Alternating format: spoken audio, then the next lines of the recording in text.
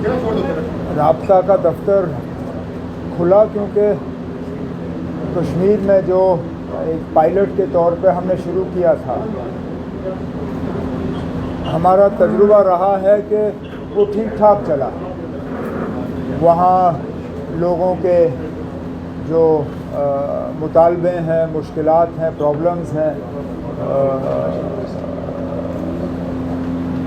Representations इकट्ठा करने का एक तरीका बना। उसको ऑनलाइन ऑफलाइन दोनों तरीके से जो है वो चलाया गया और ठीक चला। मतलब एक कोऑर्डिनेटेड तरीके से वहाँ पे जो अफसर उसमें काम कर रहे हैं उन्होंने लोगों को जो है एक अच्छा रिस्पांस दिया। मुझे भी वहाँ जाके डेलीगेशंस और इंडिविजुअल जो लोग हैं उनसे मिलने का मौका मिला। जब श्रीनगर में ठीक चला तो हमने सोचा जब श्रीनगर में ठीक चल रहा है तो अब वक्त आ गया है कि जम्मू में भी शुरू किया जाना चाहिए।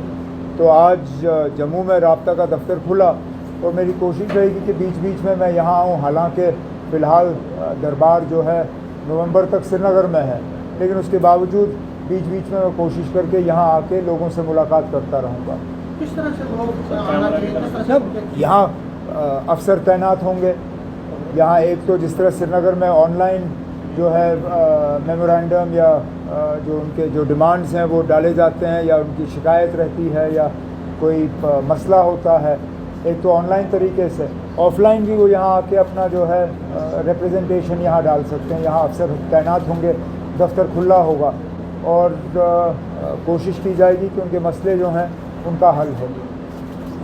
जो राब्ता स्कीम है, इसी तरह दूसरा सवाल होता है कि कई लोगों की शिकायतें होती है कि हम तो आते हैं लेकिन थोड़ा डिले हो जाता है। क्या डिले तो लेकिन अब कोई अब वैसे भी गवर्नमेंट में टाइम फ्रेम है। मैंने अपनी पिछली हुकूमत में पब्लिक सर्विस गारंटी एक्ट जो है वो पास कराया था। उसमें कई सारी हुकूमत के जो फैसले हैं उन पर वक्त की पाबंदी लगी थी। उस लिस्ट को जो है बढ़ा दिया गया है और बार बार जो है उस लिस्ट का रिव्यू करके उसमें और गवर्नमेंट सर्विसेज जो हैं जोड़ दिए जाते हैं। कोशिश हमारी रहती है कि कम से कम वक्त के अंदर अंदर ज़्यादा से ज़्यादा जो है ये लोगों के मुतालबे हल हों। सर एक सवाल तो मैं पिछले कई दिनों से सवाल है रिजर्वेशन इशू पे। आपने अभी जो कैबिनेट मीटिंग हुई थी उसमें सब कमेटी जो कैबिनेट की सब कमेटी रिकमेंडेड जो रिपोर्ट होनी थी उसमें बात की है। पीडीपी और सजाद कौन कह रहे हैं कि ये टैक्टिक है टू वेस्ट टाइम टू अब पीडीपी ये कह रही है trust of students will be tested. वो पीडीपी वाले को क्या किया एक से अब पीडीपी वाले किस मुंह से ये बात करते हैं?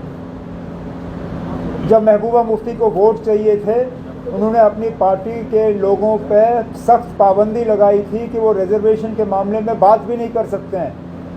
मैं वो ट्वीट के रिकॉर्ड निकालूं जो उस वक्त पीडीपी ने और महबूबा मुफ्ती ने अपने हैंडल से डाले थे कि nobody in the party is authorised to speak on reservation. क्योंकि उस वक्त महबूबा मुफ्ती साहिबा अनंतनाग से इलेक्शन लड़ रही थी, उनको रजौरी पुंछ से वोट चाहिए थे और इसलिए वो रिजर्वेशन के मामले पे खामोश रहीं। उस वक्त उन्होंने रिजर्वेशन पे बात क्यों नहीं की? उस वक्त वोट हासिल करने के लिए महबूबा मुफ्ती ने रिजर्वेशन के मामले पे न सिर्फ खामोशी अदा की बल्कि सौदा किया। आज उनको अचानक रिजर्वेशन के मामले पे लोगों के साथ हमदर्दी नज़र आ रही है। ये हमदर्दी तब दिखनी चाहिए थी जब वो इलेक्शन लड़ रही थी। तो पीडीपी और इन बाकियों को कोई सजाद लोन साहब के बारे में हम क्या कहें? 5 साल तो वो हुकूमत के करीब रहे जब ये सारा कुछ हुआ। हम लोग तो बाहर थे, हम लोगों को सरकारी मकानों से निकाला गया, हमारी सिक्योरिटियाँ कम की गई। वो तो सरकारी मकान में बैठा हुआ था, हुकूमत के करीब था। उस वक्त उन्होंने रिजर्वेशन के खिलाफ बात क्यों नहीं की? लेकिन अब अगर मुझे वक्त ज़ाया करना होता मैं 6 महीने और देता सब कमेटी को। आप क्या करते? क्या आपके पास कोई तरीका था मुझे मजबूर करने पे कि मैं ये रिपोर्ट जो है 6 महीने के अंदर अंदर कंप्लीट करूं? कितनी कमेटियां हैं इस मुल्क में जिन्होंने वक्त के अंदर जो है अपनी रिपोर्ट तैयार की? आम तौर पे कमेटी बनती है 6 महीने करते करते सालों साल निकल जाते हैं। ये शायद पहली मर्तबा ऐसी बात की होगी कि कमेटी को 6 महीने दी गई और 6 महीने के अंदर अंदर उन्होंने अपना काम मुकम्मल किया। लेकिन रिपोर्ट को उसके बाद लॉ डिपार्टमेंट को एग्जामिन करना ही पड़ता है। आप इस प्रोसेस को हाईजैक नहीं कर सकते हो। It's a legal document, it requires legal examination. Cabinet ने इस रिपोर्ट को एक्सेप्ट करके लॉ डिपार्टमेंट को भेजा हुआ एग्जामिनेशन के लिए अपने कमेंट्स के लिए। Enough, the report has come. We have taken the report. It has been sent to the law department now for comments. Law departments के कमेंट्स आके कैबिनेट इस पे बहस करेगी और अगला कदम वहाँ से लिया जाएगा। उमर साहब बोला आप छोड़ दीजिए। 8 महीने हो गए अब आपको कुर्सी संभाले हुए हैं, कितना आप अभी तक लोगों के एक्सेप्ट ना, मैं 8 महीने 10 महीने साल 2 साल 3 साल नहीं गिनता हूँ ना। लोगों ने हमें 5 साल दिए, ये सवाल आप हमें 5 साल के बाद करिए। उमर साहब नहीं ना, आपने बहुत कर लिया ना, नहीं ना, बहुत हो गया। उमर साहब स्टेटहुड को लेकर ही क्वेश्चन है। आप लोग काफ़ी समय से बोल रहे हैं कि हम सरकार से उम्मीद करते हैं स्टेटहुड। सिविल एविएशन डिपार्टमेंट किसी रियासत के पास है? नहीं सर, स्टेट मतलब हमारे पास तब स्टेट का कोई रोल जो है सिविल एविएशन में नहीं है, बिल्कुल भी नहीं। आप भी जिन जहाज़ों पर चढ़ते हैं, मैं भी उन्हीं जहाज़ों पर चढ़ता हूँ। हम उन लोगों पर जो है भरोसा करते हैं जिनकी ये जिम्मेदारी है। ये government of India ministry of civil aviation और DGCA की जिम्मेदारी है। हम उम्मीद करेंगे कि जो भी कारण या वजूहात हैं अहमदाबाद के हादसे के पीछे, उनके बारे में जल्दी से जल्दी जो है पता चले और उनका जो है दोबारा ना हो, यही हमारी उम्मीद होगी। जहाँ तक आपका पहला सवाल था,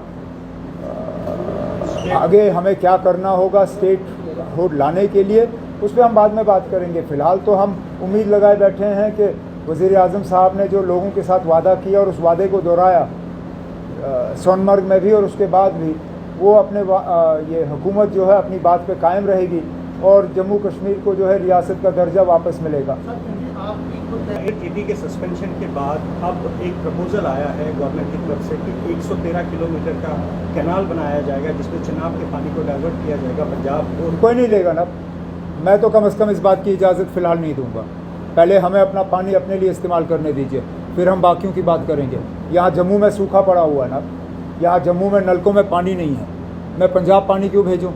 पंजाब के पास पहले ही इंडस वाटर ट्रीटी के तहत 3 दरियाएँ थीं, उस वक्त पंजाब ने हमें पानी दिया। हम तरस रहे थे जब वो क्या कहते हैं उसको, वो उज मल्टीपर्पज़ प्रोजेक्ट और वो दूसरा है क्या, what is the name of that, क्या शाहपुर कंडी बैराज पे कितने साल उन्होंने हमें रुलाया। लड़ के वो शाहपुर कंडी का जो है थोड़ा सा उस पर कार्रवाई हुई। फ़िलहाल ये पानी हमारे लिए है, हम ये पानी खुद इस्तेमाल करेंगे, फिर बाकियों के बारे में उसके सोचेंगे। लिए कोई प्रपोजल उमर साहब की किस है दो चीज़ों पे हम फ़िलहाल काम कर रहे हैं। एक तुलबुल नेविगेशन का जो बैराज है उस पर दोबारा काम शुरू होना चाहिए और अखनूर से पानी पंप करके जम्मू शहर तक पहुंचाने की बात होनी चाहिए। ऐसा क्या किया अचानक जिसके बुनियाद पे इजराइल को हमला करना पड़ा? ठीक 2 महीने पहले अमेरिका के शायद इंटेलिजेंस की चीफ जो हैं, उन्होंने ये कहा कि Iran is nowhere close to creating a nuclear bomb. ये 2 महीने पहले उनकी जो है एविडेंस थी। आज 2 महीने के बाद अचानक इजराइल ने ईरान पे हमला किया। ये मतलब जितनी जल्दी ये सिलसिला रुके उतना अच्छा है, क्योंकि अब आप देखें लड़ाई तो ईरान और इजराइल के दरमियान है, लेकिन हमारे लोग उसमें फंसे हुए हैं। 1300 से 1400 हमारे बच्चे जो हैं वहाँ फंसे हैं। अब एक एक करके हम उनको निकाल रहे हैं। 90 पहले निकले, अब 400 और हमने सेफ जगह मशहद तक पहुँचाया है। अब कोशिश की जा रही है कि सारे जो 6000 से ज़्यादा शायद स्टूडेंट्स ऑल इंडिया लेवल पे और 1600 के आसपास जम्मू कश्मीर के, उनको हम निकालने का काम कर रहे हैं।